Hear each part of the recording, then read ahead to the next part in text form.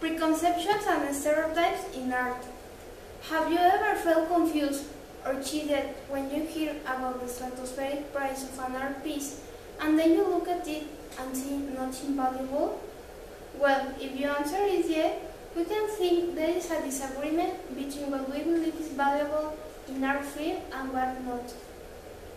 Today, I'm going to introduce you to a closer approach to this problem, pretending to answer if it is a social or individual disagreement.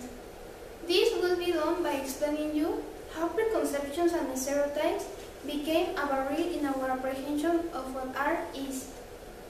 Preconceptions and stereotypes in art allows an idea of what something is before knowing it.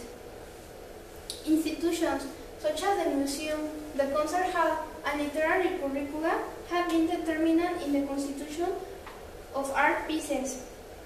If we understand how preconceptions and stereotypes affect in a negative way our preconception about art, we will be able to appreciate it truly. This issue necessarily depends on the context. For example, in 20th century, modern art wasn't accepted, and nowadays is overvalued. Thinking about how we are trained by institutions to see art, we can find a contemplative posture in which we don't get involved at all. The view is not the only way of getting involved with an expression of art. Our experience shapes who we are. So, when we are in front of a contemporary piece of art, we also get confused because we are only expecting to understand a piece of art without getting involved more. Getting confused with something new clearly shows our problems to understand a new form to analyze a piece of art. So we are accustomed to only seeing.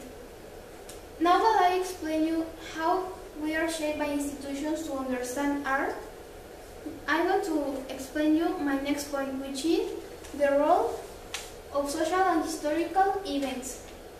Social and historical events cannot be divorced from its context and circumstances because they work as a chain linked to other factors. It's enough if we think about our own lives in which we are involved with each other because we live a society. Whatever is the history behind ideas about art, the artists and the aesthetics, it's not enough giving an important place to the institutional and social change. Also, it's needed to add that it had to contrast the lapse process in the 18th century with present, and provide an special attention to the efforts for getting over the typical polarity of the modern system of fine arts. One of the main reasons that make it necessary to explore social and historical events is because these events are based in past sources.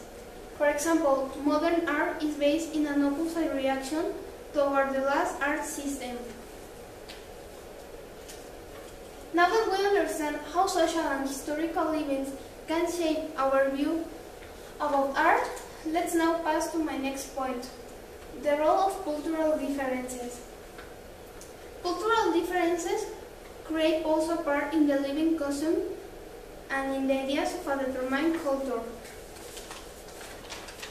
The existence of different cultures with different ideas can make a big conflict at the time of determining a universal canon in the field of art.